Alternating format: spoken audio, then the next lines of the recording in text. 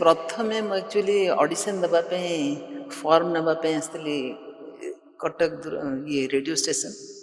ସେଠି ସେତେବେଳେ ମୋର ବାପାଙ୍କର ସାଙ୍ଗ ଜଣେ ସେଠି ଷ୍ଟେସନ୍ ଡାଇରେକ୍ଟର ଥିଲେ। ତ ବାପା କହିଦେଇଥିଲେ, ଆମେ ଆସିକି ଦେଖା କଲୁ, ଫର୍ମ ଆଣିଲୁ। ଠିକ୍ ସେତିକି ବେଳେ ଖୋକା ଭାଇ ଆସିଛନ୍ତି। ସେ ତାଙ୍କର ସେଦିନ ଗୋଟେ କ'ଣ ପ୍ରୋଗ୍ରାମ୍ ଥାଏ, ତାଙ୍କୁ ଆର୍ଟିଷ୍ଟ ଯିଏ ତାଙ୍କୁ ନିଏ, ମାନେ ଯେଉଁ ଆର୍ଟିଷ୍ଟକୁ ନେଇକି ପ୍ରୋଗ୍ରାମ୍ କରୁଥିଲେ ସିଏ କ'ଣ ଆସିପାରୁନାହାନ୍ତି। ତ ସେଇ ଯେଉଁ ଭାଇ ଷ୍ଟେସନ୍ ଡାଇରେକ୍ଟର ସେ କହିଲେ କି ମୋର ସାଙ୍ଗର ଝିଅ, ଆଉ ସେ ଗୀତ ଫିତ ଜାଣେ, କିନ୍ତୁ କେମିତି କ'ଣ ଇଏ କରେ, ତୁ କଥାବାର୍ତ୍ତା ହେଇଯାଏ ଯଦି ସେ ଗାଇବ କି କ'ଣ। ତାପରେ ମୋତେ କହିଲେ କି ଆରେ ତୁ ଗୀତ ଗାଉଛୁ? ମୁଁ କହିଲି କି ଆଜ୍ଞା। ଆଉ ତାହେଲେ ଆଜି ମୋର ଗୋଟେ ପ୍ରୋଗ୍ରାମ୍ ଅଛି, କରୁନୁ? ମୁଁ କହିଲି କି ହଉ। ସେତେବେଳେ ମୁଁ ଖୋକା ଭାଇଙ୍କୁ ଚିହ୍ନିଥାଏ, ମାନେ ମୁଣ୍ଡିଆ ଫିଣ୍ଡିଆ ମାରିକି। ଭାରି ଭଲ ଲାଗିଲା ତାଙ୍କ ସହିତ କଥାବାର୍ତ୍ତା ହେଇକି। ଆଉ ସେ ମୋତେ, ମୁଁ ଭାବିଲି ମୋତେ ଟେଷ୍ଟ କରିବେ, ଶୁଣିବେ ଠିକ୍ ଠାକ୍ ଅଛି କି ନାହିଁ।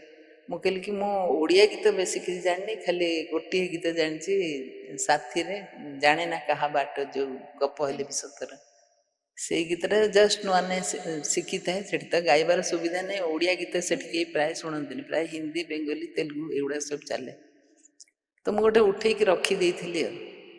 ତାପରେ ସେ କହିଲେ କି ପ୍ରଥମେ ଓଡ଼ିଆ ଗୀତରୁ ଷ୍ଟାର୍ଟ କରିବୁ, ତାପରେ ତୋର ହିନ୍ଦୀ ଫିନ୍ଦି ଯାହା ଗାଇବା କଥା ଗାଇବୁ, ଆଉ ସେ ତେଲୁଗୁ ବଙ୍ଗାଳୀ ଏଗୁଡ଼ାକ ଗାଇବୁନି। ଏଠି ଲୋକ ପସନ୍ଦ କଲେ, ରିକ୍ୱେଷ୍ଟ କଲେ କହିବୁ ଆଉ। ମୁଁ କହିଲି ଆଚ୍ଛା ଠିକ୍ ଅଛି।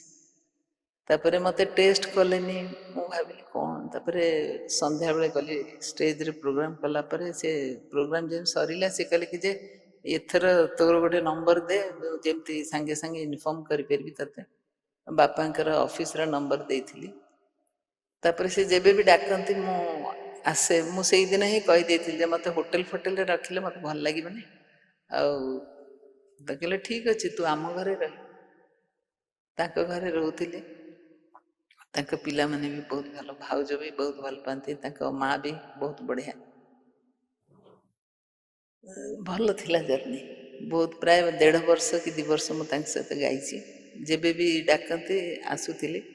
82ରୁ ବୋଧେ ଆସିକି ଆମେ ତାପରେ ରହିଲୁ। ଆମ ପାଇଁ ଗୋଟେ ଘର ବି ସେ ଖୋଜି ଦେଇଥିଲା, ମାନେ ପୁରା ଫ୍ୟାମିଲି ଆସିକି କଟକରେ ରହିଲୁ।